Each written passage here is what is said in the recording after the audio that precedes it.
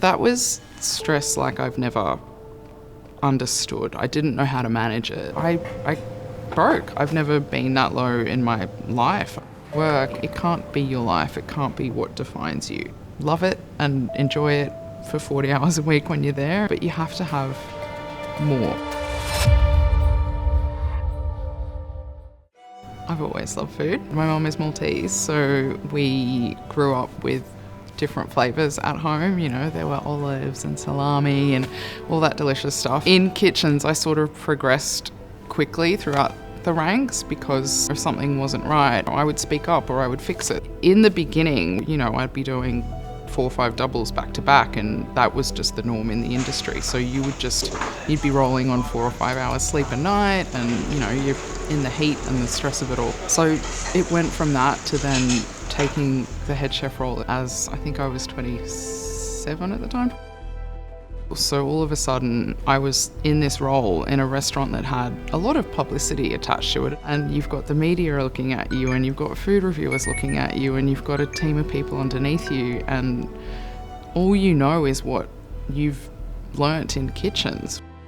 That was stress like I've never understood. I didn't know how to manage it, and I think in those early years, and I was a bit of an angry person. From Thursday through to Saturday, you would just drink.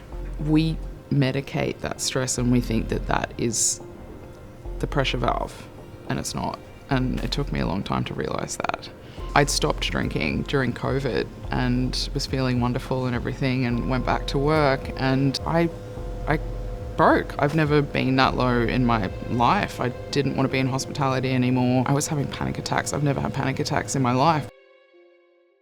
So I was fortunate enough to be given some time off to just work through it all and figure it out. And I came back knowing that my mental health and my physical health had to be the priority, and I had to learn how to set boundaries for myself at work, because I didn't before that. I've been sober now for 4 years. Since COVID, really, I think people got a taste of what life could be like, and that was sort of the catalyst to end what was happening before. People are so much more open these days, but they could be more. You know, if there's an issue, if you're not feeling supported at work, or you're feeling too stressed out at work, sometimes there's something in our brains that says, I can't call in sick, or I can't put my hand up and say, I'm struggling. I think that we can all be better at that. I can be better at that. So yeah, I think talking, being vocal, it's okay to talk about your feelings and all of that. A very wise friend told me this, but not training somebody, by not delegating a task or teaching somebody a new skill, you're robbing them of learning that new skill. And my aim is to make these kitchens operate without me. So not that I want to not be here, but I've got really great teams. So, you know, if something does happen and I need to take a day off because my brain's just not in it, it's okay.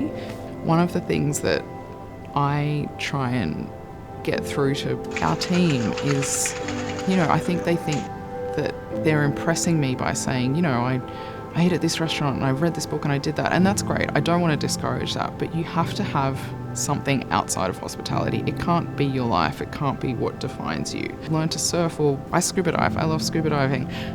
That's my little escape. But there's got to be something outside that fuels you, because otherwise it consumes you, and it's not healthy. So I, you know, work, love it and enjoy it for 40 hours a week when you're there, and if you enjoy eating food and reading books about it, great. The passion behind it is beautiful, but you have to have more.